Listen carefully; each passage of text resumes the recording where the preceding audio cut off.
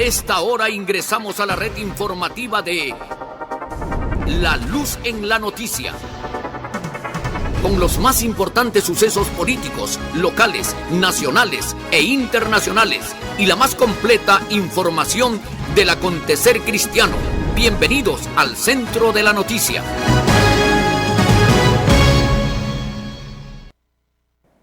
¿Qué tal, amigos? Muy buenas tardes, bienvenidos a la edición central de La Luz Noticias para informarles a partir de este momento del acontecer regional, nacional e internacional. Les acompaña Ronald Canelón a través de Televisión La Luz, Radio La Luz 1080 AM, a través de todas nuestras plataformas digitales. Además, 24 horas de información y de programación para usted de nuestro canal y de nuestra radio en nuestra web en vivo, laluz.pe. Sean todos bienvenidos. Y esta tarde la primera ministra Violeta Bermúdez declaró con respecto a las elecciones de este 11 de abril. Dijo que las personas pueden ir a emitir su derecho al voto bien protegidos. Además, habló y se refirió a la gran cantidad de aglomeración que hubo en el cierre de campaña de los candidatos el día de ayer que se postulan a la presidencia de la República. Escuchemos lo que dijo la primera ministra Violeta Bermúdez. Sí, sobre las aglomeraciones por cualquier motivo, el día de ayer por cierres de campaña o por cualquier razón, debemos reiterar a la población que toda aglomeración sin la debida protección, más aún, es un foco de contagio. Entonces, lamentablemente, a pesar que han existido protocolos sanitarios para el desarrollo de las campañas electorales, lamentablemente hemos visto que no siempre estos protocolos han sido respetados. Esperemos que en 2 semanas no tengamos, en 2 o 3 semanas no tengamos que lamentar estas, yo diría, malas decisiones, porque en este momento existen vías alternativas para comunicarnos entre todas las personas y me parece que exponernos a reunirnos, incluso también a veces decimos no, en los paraderos no hay forma porque tenemos que llegar a nuestro trabajo. Estamos coordinando con los centros de trabajo para que puedan establecer horarios escalonados, de tal manera que no podamos aglutinarnos en los paraderos o en cualquier espacio público y de esta manera evitar los contagios. Creo que más que nunca, este domingo que tenemos elecciones, salgamos a emitir nuestro derecho ciudadano, nuestro derecho al voto, muy protegidos, usando nuestra mascarilla, usando nuestro protector facial. Y efectivamente hay una disposición que indica que en situaciones excepcionales, cuando hay una discrepancia evidente entre la imagen de la persona y el DNI, excepcionalmente los miembros de mesa podrán pedir que por unos segundos la persona baje su mascarilla solo para confirmar identidad. Pero esto no es la regla, es la excepción. Entonces sí, nosotros hemos escuchado al jefe de la OMPE que han capacitado muy bien a los miembros de mesa para que solamente pueda utilizarse esta disposición en situaciones excepcionales. Incluso hoy día he leído algunos informes que indican que se sugiere que si una persona pues ha tenido un cambio de look radical, a veces nosotros queremos cambiar, nos tomemos una foto y mostremos nuestra foto en el teléfono al miembro de mesa. Hoy, como vamos a ir con un protector facial, al bajarnos la mascarilla y tener el protector facial, en realidad también estamos protegidos. Nada debe impedir que ejerzamos nuestro derecho ciudadano si lo hacemos bien protegidos, llevando nuestro alcohol, llevando nuestro lapicero, no existiría ningún riesgo de contagiar. Y es bien importante lo que dice la primera ministra Violeta Bermúdez al momento de ejercer el derecho al voto, ser bastante precavido con los protocolos de bioseguridad. No podemos ir confiados a los centros de votación para prevenir que haya más contagios y que por culpa de ir a votar este domingo salga alguna persona o varias personas contagiadas por COVID-19. Eso es lo que no se quiere en este caso, así que todo el mundo a votar este domingo debe ir con su protector, con su mascarilla, con su alcohol y, si es posible, sus guantes también, en el caso de que quiera ir sumamente o extremadamente protegido. Vamos a continuar con más información y hablando del tema de la pandemia. El día de ayer el Gobierno Nacional brindó una conferencia de prensa para hablar de las medidas vigentes para enfrentar la COVID-19 y dijo que se deben extender estas medidas hasta el 18 de abril. El día de ayer, la primera ministra Violeta Bermúdez, por medio de una conferencia de prensa, anunció que según acuerdo del Consejo de Ministros han decidido que las medidas vigentes contra el COVID-19 se extenderán hasta el 18 de abril, donde además habló sobre la calificación del nivel de riesgo a nivel provincial. Hemos acordado extender las medidas vigentes frente a la pandemia hasta el domingo 18 de abril. Cada 15 días, cada 2 semanas, informábamos de la calificación de las provincias según nivel de riesgo. A partir de la fecha, haremos la calificación del nivel de riesgo a nivel provincial cada 3 semanas. Dentro de ellas, se tocó el tema de las medidas para las próximas elecciones. Que este domingo 11 de abril podremos circular sin restricciones para ejercer nuestro derecho de sufragio.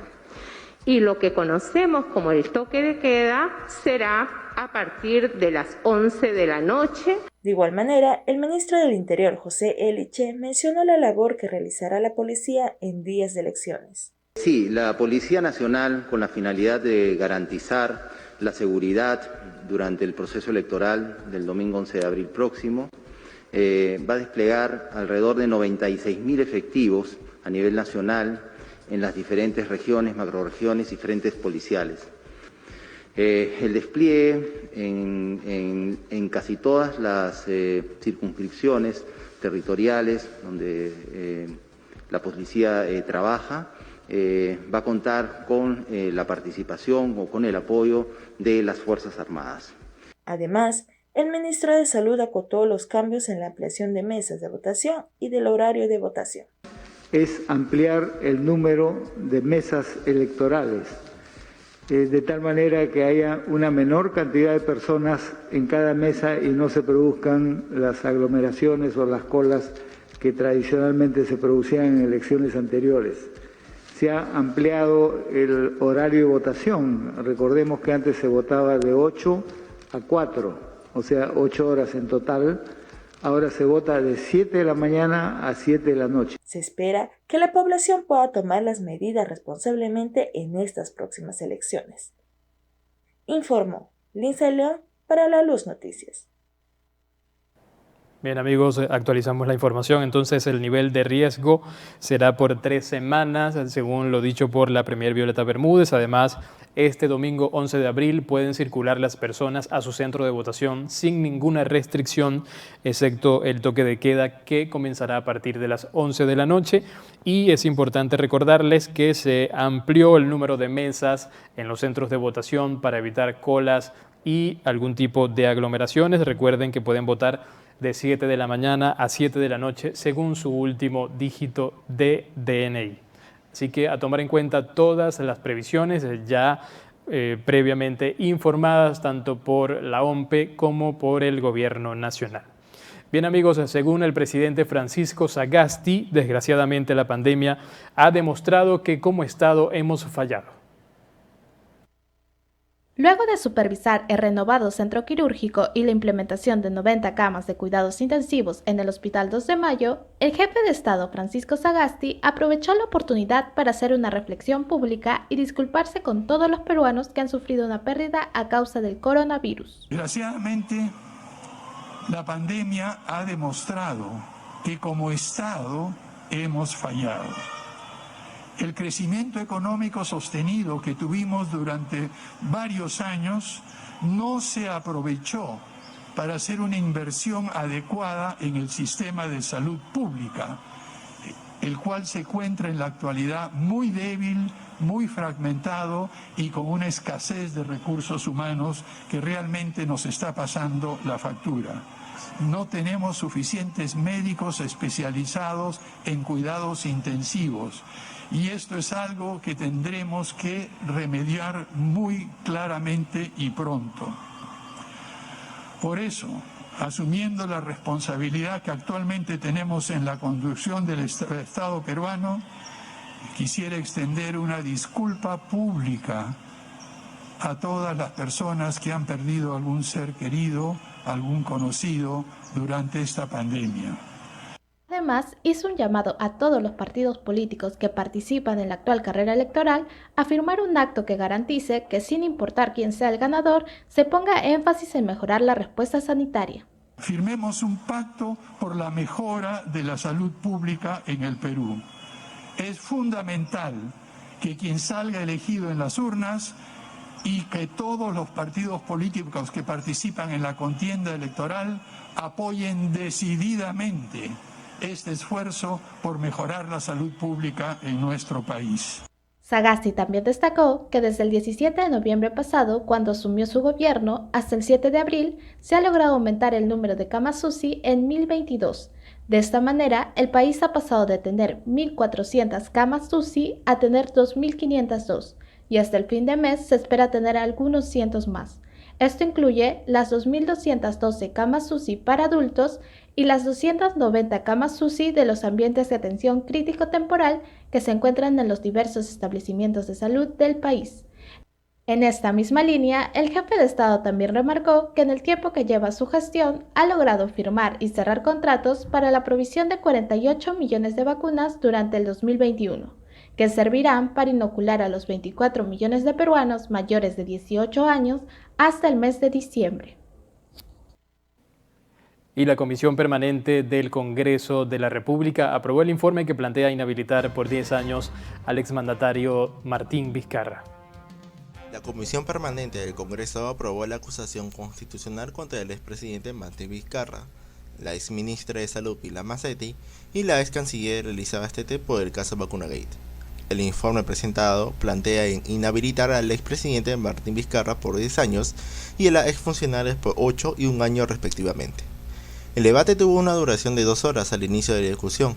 El congresista Edwin Tito, de Fuerza Popular, indicó que consideraba que a la ex canciller Bastete también se le debería inhabilitar la sanción por 8 años, como a la ex ministra de Salud Pilar Macetti. Con la magnitud y la magnificencia que tiene, debe ser coherente y plantear la misma sanción a ambas ministras, es decir, 8 años de inhabilitación para la función pública, porque ejercen el mismo nivel de cargo y estaban en el mismo gabinete y estaban comprometidas de facto de utilizar inadecuadamente, yo diría ilegalmente, la vacuna que Sinopharm hace un día. Además, la congresista María Retamoso del partido FREPAD indicó que votaron a favor del informe de Vizcarra y la exministra porque los hechos son bastante graves.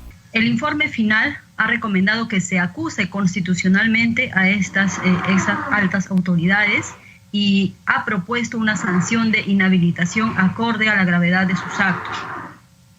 El hecho que se imputa desde nuestro concepto y por eso votamos a favor del informe final en la subcomisión de acusaciones constitucionales, es bastante grave, ya que implica que en medio de una pandemia que genera un número de muertos mayor, mucho mayor a los que produjo el terrorismo, las autoridades llamadas a ser los líderes que conduzcan los destinos de la población con responsabilidad, optaron por soterradamente aplicarse unas vacunas en medio de una negociación que no se culmina aún el día de hoy. Con 24 votos a favor y 1 en contra, la Comisión Permanente aprobó la inhabilitación para el ejercicio de la función pública a la ex canciller Elisa Bastete por 1 año. Y con 25 votos a favor, la Comisión Permanente también aprobó la inhabilitación a la ex ministra de Salud Pilar Macetti por 8 años. Y por último, con 26 votos a favor, la Comisión Permanente aprobó la inhabilitación al expresidente Vizcarra por 10 años. La Comisión Permanente aprobó asignar al congresista Jim Mamani para que sustente la acusación constitucional ante el Pleno del Congreso. Cabe resaltar que ese día no podrá votar los congresistas que ya aprobaron las 3 acusaciones. Informó Jorge Condori para La Luz Noticias. Bien, y mucha atención a todas las personas que van este domingo 11 de abril a votar. La Oficina Nacional de Procesos Electorales presentó los protocolos de bioseguridad. 12.000 centros de votación para este domingo 11 de abril. Uno de los aspectos importantes a considerar son los protocolos antes de sufragar, toma de temperatura y la desinfección de manos, cuerpo y calzado. En este caso va a pasar, siempre hay un distanciamiento, va a mostrar su DNI al presidente de mesa. Una vez que lo muestre, va a dar su número de orden, el secretario va a ubicarlo, una vez que verifique, va a pasar a dejar su DNI en la cajita y va a recoger su cédula de votación. Después de marcar y depositar su voto, deberá poner su dedo en el huellero y recoger su DNI con el holograma. En ambos procesos habrá desinfección. Pero, ¿qué pasa si algún personero duda de su identidad? Si el personero duda de la identidad del elector, acude a los miembros de mesa para solicitar que se identifique, ¿no? Y para ello, el elector puede, aguantando su reunión, segundos, mostrar su rostro. Si no quiere, la máxima autoridad, que son los miembros de mesa, pueden recurrir al jurado electoral especial y al Ministerio Público para determinar la resolución de este caso. Para reducir los contagios se han ampliado los locales de votación. La Municipalidad de Lima ha contribuido con 19 espacios, entre parques zonales y losas deportivas. Sí, en esos espacios se está instalando aproximadamente 400 mesas de votación, lo que facilita, digamos, a 120.000 personas que vengan a votar a esos espacios amplios, abiertos, con aire y con todas las medidas de bioseguridad, ¿no? Los espacios fueron desinfectados este jueves y el proceso se repetirá un día antes de las elecciones.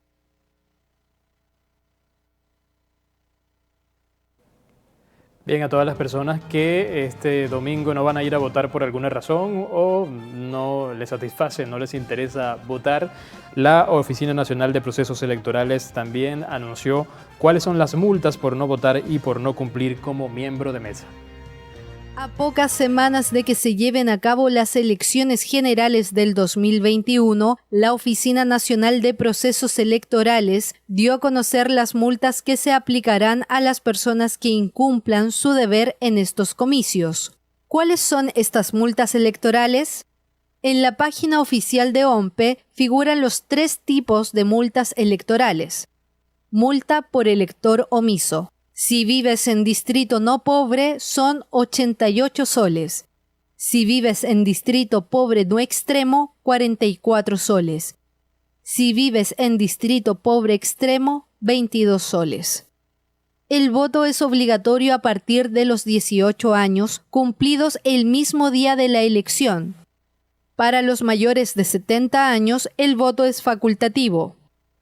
Multa por miembro de mesa omiso. Si fuiste sorteado miembro de mesa, titular o suplente, y no ejerces esta función, pagarás 220 soles. Multa por miembro de mesa y elector omiso. Si no cumples con la función de miembro de mesa y no vas a votar, tendrás que pagar 220 soles y la multa de elector omiso según el distrito en el que vives. Es decir, pagarás 2 multas. ¿Qué pasa si no pagas una multa? No podrás inscribir cualquier acto relacionado a tu estado civil, matrimonio, divorcio, viudez, etc. No podrás intervenir en procesos judiciales o administrativos. No podrás realizar actos notariales ni firmar ningún tipo de contrato. No podrás ser nombrado funcionario público. No podrás inscribirte en cualquier programa social u obtener brevete. El monto de la multa por no ejercer la labor de miembro de mesa no varía según la clasificación del distrito, y en caso el ciudadano designado tampoco acuda en la segunda vuelta de las elecciones, recibirá una nueva sanción por el mismo monto. Además, el Gobierno Nacional anunció el día de ayer que va a otorgar facilidades a electores y miembros de mesa. A 2 días de las elecciones presidenciales en el Perú, el gobierno, a través de un decreto supremo, declaró sobre las facilidades a los electores y miembros de mesa que participarán en los próximos comicios presidenciales este domingo 11 de abril. Si bien el día de ayer en conferencia de prensa, según acuerdo del Consejo de Ministros, se habían tomado nuevas medidas para reforzar la seguridad de tanto los miembros de mesa como de los ciudadanos que irán a cumplir su deber cívico en estas elecciones. Es ampliar el número de mesas electorales. Se ha ampliado el horario de votación. Recordemos que antes se votaba de 8 a 4, o sea, 8 horas en total. Ahora se vota de 7 de la mañana a 7 de la noche. Alguna de las facilidades que el gobierno estaría disponiendo es la declaración del lunes 12 de abril como día no laborable y de naturaleza no compensable para toda la población que desempeñe como miembro de mesa. Para hacer respetar este beneficio, el ciudadano tendrá un certificado de participación por parte de la Oficina Nacional de Procesos Electorales para el retorno de la prestación de servicios. De igual manera, los trabajadores de los sectores públicos o privados que trabajen en diferentes provincias del lugar de votación y que participen en estas elecciones no prestarán servicios los días 9, 10, 11 y 12 de abril. Esto siempre y cuando se acredite haber ejercido su derecho al voto. A su vez, en este decreto, informa sobre la tolerancia en el horario del trabajo por parte de las empresas hacia los trabajadores que presten servicio en horarios de votación. Además, para aquellos trabajadores que son miembros de mesa, están facultados a no trabajar ese día. Informo, Lince León, para La Luz Noticias.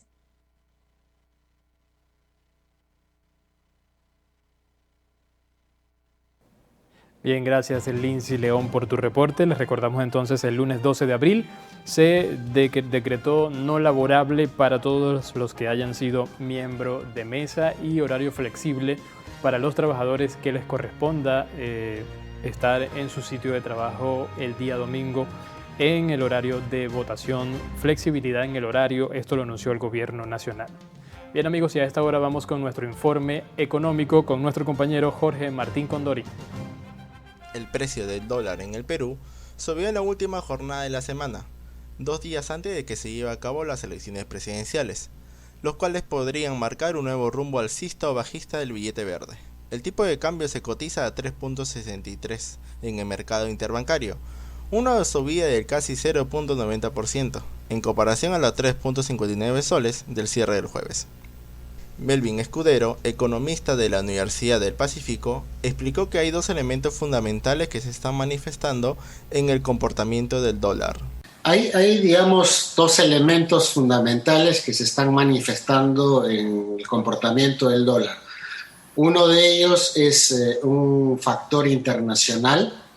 En las últimas semanas, desde mediados de febrero, las tasas de interés en los Estados Unidos empezaron a subir. En particular en un indicador clave que es el bono del Tesoro a 10 años de los Estados Unidos, que ha llegado a subir hasta niveles de 1.7% anual, habiendo estado durante la época de la pandemia por debajo de 1.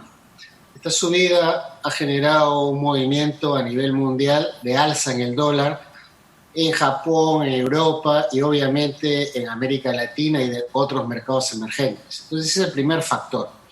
El tema de la vacunación sí va a gatillar otro factor, que es la recuperación económica de los países emergentes, entre ellos América Latina y Perú.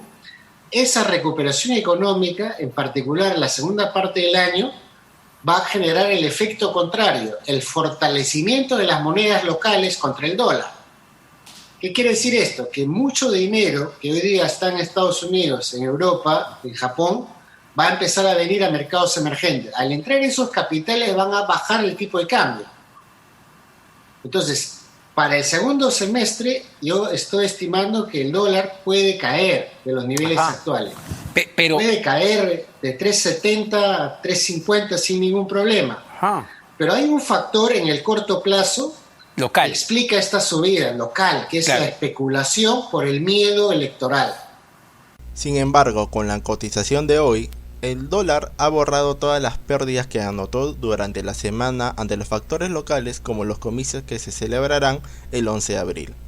En mercado paralelo o casa de cambio, el tipo de cambio se cotiza a 3.60 soles la compra y a 3.64 soles la venta, informó Jorge Condori para La Luz Noticias. Y nos vamos a noticias internacionales. Argentina, en este caso, enfrenta la segunda ola de COVID-19 con una economía exhausta.